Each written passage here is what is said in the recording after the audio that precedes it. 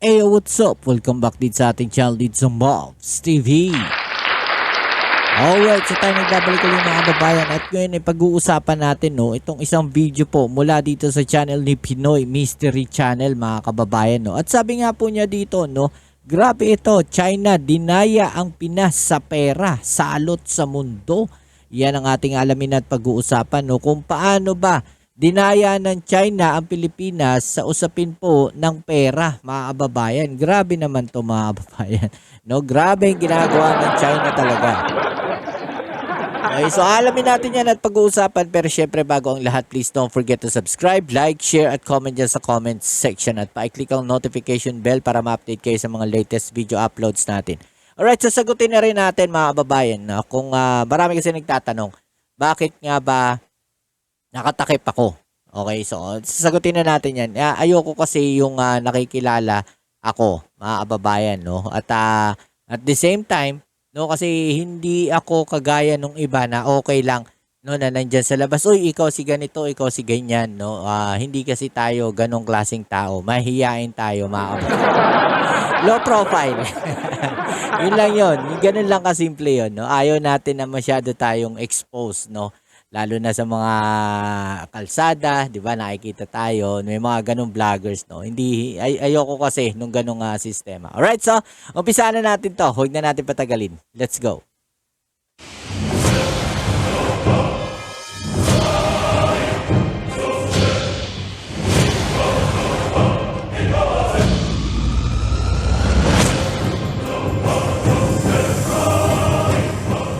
Bilyon-bilyong pera ng Pogo.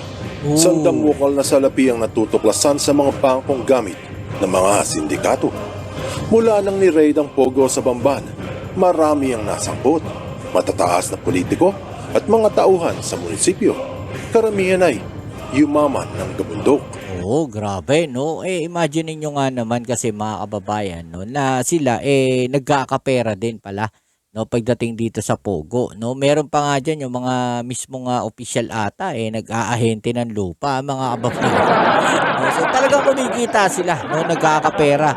Dahil nga naman napakalaki ng pera na pumapasok diyan po sa Pogo na yan. At marami talagang masisilaw pagka usaping pera yan, mga kababayan. Diba? Sino nga ba naman ang aayaw sa napakalaking pera? Milyon-milyon yan, mga kababayan. Easy money ba? Diba? Ang hindi maunawaan ng marami ay kung saan ba nanggagaling ang pera ng mga offshore gaming operators at halos hindi na mabilang ang kwartang panampal sa mukha ng mga korap na opisyal.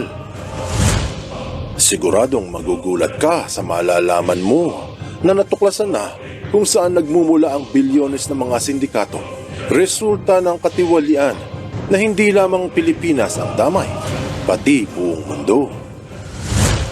Mayroong mga naniniwala at marami din namang naghihinala. Ang tanong, totoo ba? Alamin natin yung mga kababayan.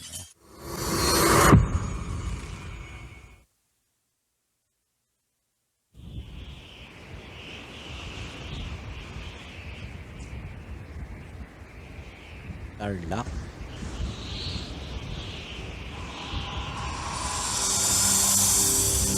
Please subscribe to PMC mga kababayan. Ang kaso ni dating Mayor Alice Leal Guo ay nagbabaga at naglalagablab.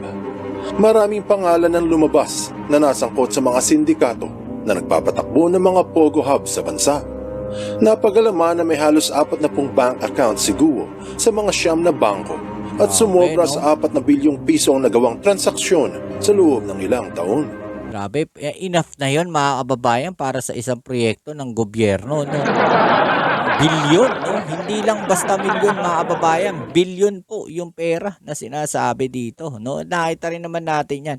Doon po sa Congress hearing, sa House of Representatives, sa Senate hearing, na nilabas lahat yung dokumento na yan.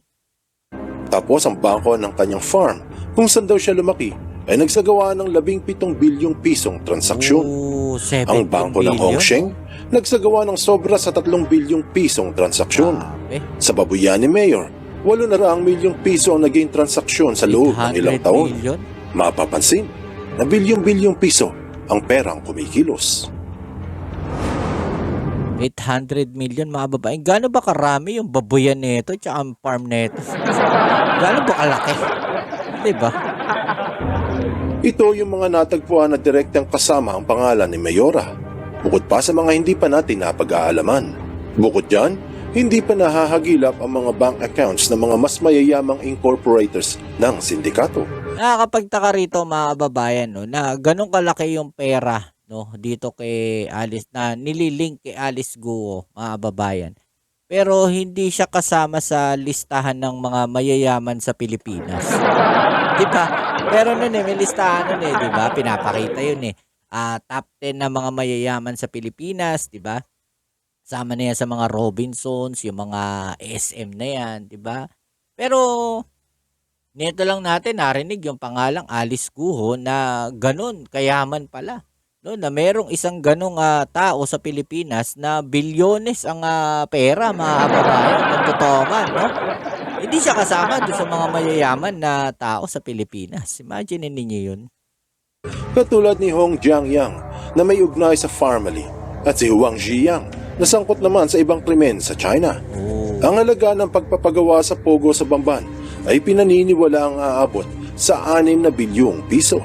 Paano pa kaya yung mas malalaking Pogo Hub katulad ng nasa Cavite? Kaya marami ang nagtatanong kung saan ba nanggagaling ang sandamukal na pera ng mga sindikato. Kung sumusubaybay ka sa teleserye ni Alice Guo, ngayon, malalaman mo. Saan kumukuha ng kwarta ang mga sindikatong inchik? Hindi maaaring kita lamang sa illegal na droga dahil kung ganun, siguradong matutunugan ng otoridad ang napakalaking bentahan nito. Kung sa sugal naman, masyadong malaki ang perang sangkot kahit palaging panalo ang sugalan. Bukod dyan, sa China madalas ang bagsak ng pera mula sa mga pogo at may limita ang halaga ng perang pwedeng ilabas sa bansa. Ilang libong renminbi lang. Kaya talagang palaisipan ito sa mamamayan. Pati sa Senado, hindi rin matunto ng mga senadorang paper trails ng bilyong-bilyong salapi ng pogo. Totoo na sa money laundering na itatago ang pera, pero hindi nito nasasagot ang tanong kung saan ang gagaling. Sa kasalukuyan ay unti-unting bumabagsak ang mga negosyo sa China, katulad ng paglagapak ng isa sa pinakamalaking pinagkakakitaan sa bansa, ang real estate. Milyon-milyon ang nawalan ng trabaho. At ayon sa Asia Financial, yung mga kagagraduate lang ay umaalis sa syudad dahil sa kawalan ng trabaho. Ilan sa mga dahilan nito ay ang paglisa ng ilang dayuhang kumpanya paalis ng China at ang pagsarado ng ilang libong negosyo dahil sa mga lockdowns. Mahirap humanap ng trabaho ngayon sa mga syudad. Walang pagkakakitaan, mabagal ang ekonomiya at walang pera. Gayunpaman, saan kukuha ng pansustento ang 1.4 bilyong mga inchik? Kailangan tugunan kung ayaw ng mga komunista ng pag-aalsa. Antiveros echoes the words of Interagency Council Against Trafficking Undersecretary Nicholas T. regarding Guo's possible fate. Bago matapos ang taong 2021, isang opisyal ng Chinese Central Bank na tinatawag nilang People's Bank of China o PBC ay nagbagsak ng isang reklamo sa munisipyo hinggil sa isang krimeng nagaganap sa loob mismo ng China Banknote Printing and Minting Corporation. Ito ang sangay ng PBC na nag-iimprenta ng pera, ang Chinese Yuan o Renminbi o People's Money. Grabe, no? Ayon sa reklamo ng lalaki, na ilang buwan pa lamang nagtatrabaho sa sangay ng gobyerno, nakatuklas ito ng matinding paglabag sa batas. Dahil yan namang inimbestigahan ng otoridad at napagalamang lumalabag sa batas sa mga mismong namumuno sa malaking kumpanya. Paglabag, naaapekto hindi lang sa financial system ng Pilipinas, pati sa buong mundo.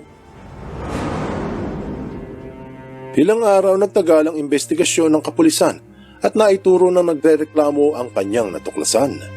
Base sa ulat, napansin ito na pinahihintulutan ng management ng korporasyon ang isang iligal na gawain, kung paano ginagawa ang pera. Ang bawat papel na pera ay may mga serial numbers. Sa Pilipinas, minsan may 1 o 2 letra, tapos kasunod ay 6 o 7 numero.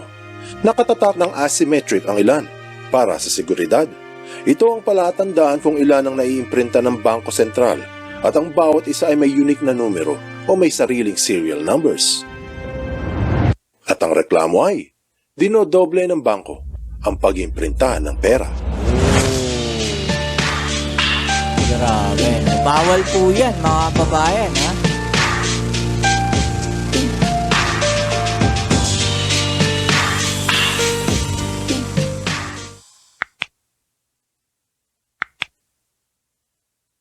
Ano ang kinalaman nito sa Pilipinas?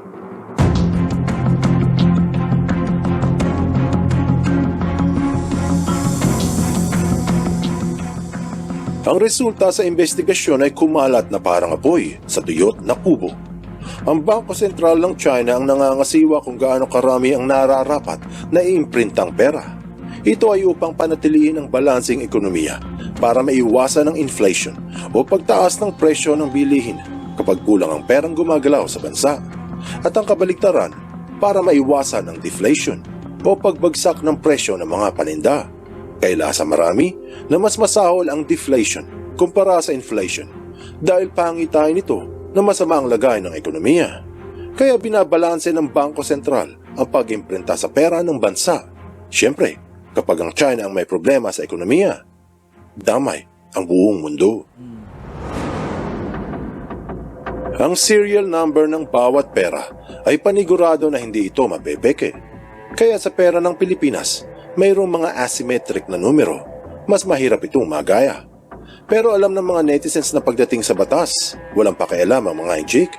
Lulusot ang mga iyan kahit sa butas ng karayon para makapandaya. Ang pag-imprinta ng mga perang papel na may parehong serial numbers ay lusot sa batas dahil sa lehitimo ang mga numero kahit nakilatisin ng otoridad. Pero may masamang idudulot ito kung gagastusin sa loob ng bansa. Kung ilang daan o ilang libo lamang ang duplicate na imprinta, wala sanang problema. Madali na itong masipat at alisin. Yan ay kung gusto nilang alisin. Oh, grabe. Pwede pala yun, no? Akala ko kasi bawal yun, mga babayan, no? Kasi imagine mo, dodoblehin mo, no? Parang pinepeke mo yung pera. 'Di ba? Pero kung galing mismo doon sa imprenta, no, pwede palang doblehin. Aba, grabe naman panloloko yan, mga babayan, no? Pero hindi. Ayon sa reklamo, 2 trilyong yuan ang iligal na dinoble. So, illegal.